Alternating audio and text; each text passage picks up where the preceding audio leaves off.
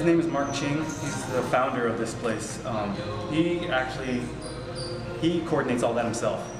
He's by himself. He goes with a translator, and he goes out there under the cover of a meat buyer, so they think he's buying dogs to slaughter. But he sends them out here instead to bring a little bit of awareness of what's going on. And it's not so much that they're eating dogs. We don't necessarily condemn that, although most of us don't eat any animals here. It's more the torture and the abuse that they go through before they're slaughtered. So that's kind of what we're really trying to bring awareness to, is that aspect of it. But it's all Mark that does this.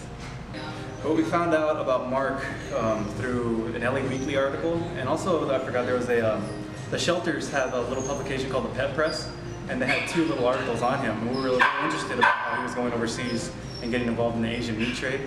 We didn't know anything about it, so when we heard about it, we heard what he was doing, we were like, well, we have to see this.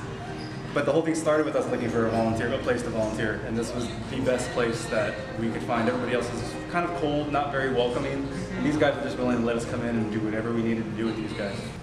I've heard it's upwards of $1,000 per dog just to ship over here. The exact amount I don't know, but a lot of them need a massive amount of medical treatment before they're even healthy enough to make the trip. So he has a safe house over there where he has, last I heard, there was about 1,000 dogs there. It's probably dwindled down now with a lot of the shipments that we've gotten, and I'm sure some of them didn't make it. But they get a lot of their medical attention over there, and I can only imagine how much it must cost to take care of all these dogs, but it's not inexpensive, that's for sure. Actually, the most touching experience I've had was before I came here. It's what actually changed my whole thinking about animals. Before we started volunteering, we took care of my parents' dog. And they only have a dog to protect the yard. It's not like a member of the family. And I was brought up the same way. I didn't really see dogs that way. And we went over there to work with her one day, just to walk her. And before we went, she was grabbing my arm and with her mouth, and I was like trying to get her off me. And my girlfriend's like, she's trying to tell you something. And it never really occurred to me that they have thoughts and desires and their own little wants and needs. So I followed her. She took me all the way to the pantry where her treats are.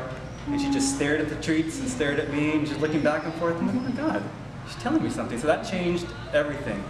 And from that point on, I couldn't not look at these guys and consider what it is that they feel and think. It just can't happen anymore for me. So that's what brought me to this place. Yeah. Seeing a super timid dog like these 2 here, you could not get close to them.